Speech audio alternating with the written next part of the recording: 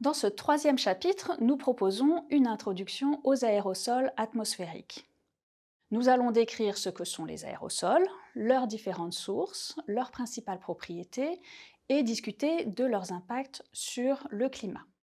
Commençons par définir ce qu'on appelle un aérosol en chimie atmosphérique. Sur la photo de gauche, prise dans une ville en Chine, on voit clairement une baisse de la visibilité qui est liée à la pollution atmosphérique. Ce sont les aérosols qu'on peut voir ici.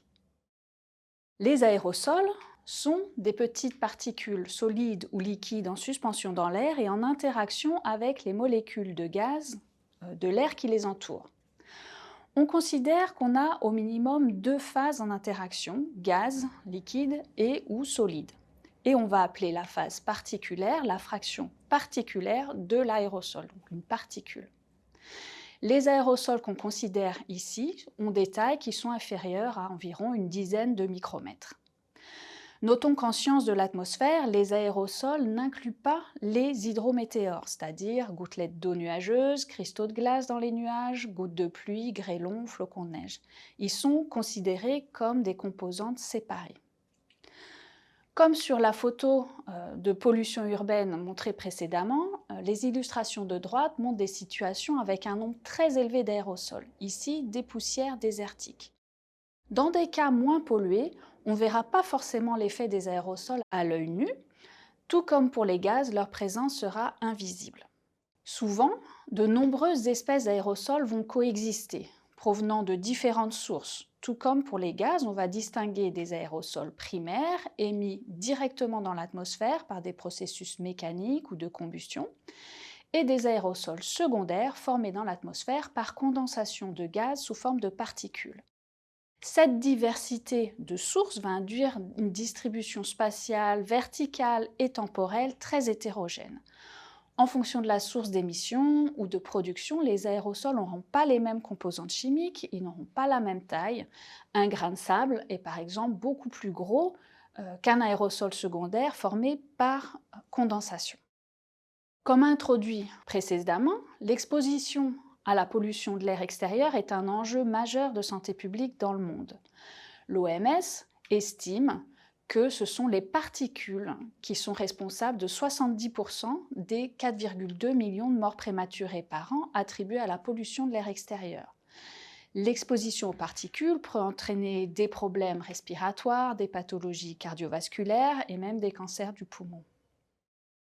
L'impact sanitaire des particules est en partie lié à leur taille, puisque les particules plus petites sont susceptibles de se déposer plus profondément dans le système respiratoire. Le suivi des concentrations en aérosol s'intéresse donc souvent à la masse d'aérosols en fonction de leur taille. On regroupe toutes les particules dont le diamètre est inférieur à 10 micromètres sous l'appellation PM10, PM pour particulate matter en anglais, et toutes les particules dont le diamètre est inférieur à 2,5 micromètres sont regroupées sous l'appellation PM2,5 ou PM2,5. De même, on trouve aussi des études pour des particules ultra fines de diamètre inférieur à 1 micromètre, et donc on aura des PM1. Précisons qu'il s'agit ici du diamètre aérodynamique qui sera défini dans la vidéo suivante.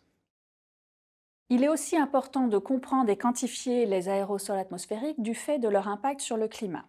Cet impact est lié à deux grands types d'effets, les interactions entre les aérosols et le rayonnement, et les interactions entre les aérosols et les nuages.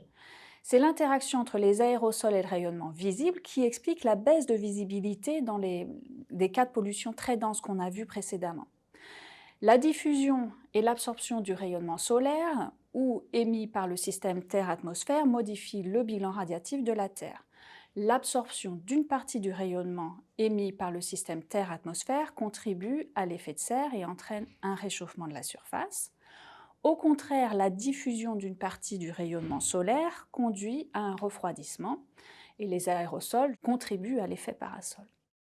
En plus de ces ajustements à long terme, la modification du rayonnement par les aérosols peut changer localement les propriétés thermodynamiques de l'atmosphère et avoir un effet plus court terme. Enfin, les aérosols ont un effet important sur la formation et le cycle de vie des nuages. En changeant les propriétés nuageuses, les aérosols ont un effet indirect sur le climat. Nous reviendrons sur ces différents effets dans la dernière partie de ce chapitre. Vous avez donc bien compris, je pense, que les aérosols sont des composantes très importantes de l'atmosphère. Dans ce chapitre, nous allons tout d'abord revenir sur les principales caractéristiques d'une population d'aérosols en termes de composition chimique, de sources d'émissions et de taille. Nous allons ensuite apporter quelques éléments sur les mécanismes conduisant à l'émission d'aérosols primaires dans l'atmosphère et introduire des processus de production d'aérosols secondaires. Enfin, nous reviendrons sur les effets des aérosols sur le climat et l'interaction avec le rayonnement.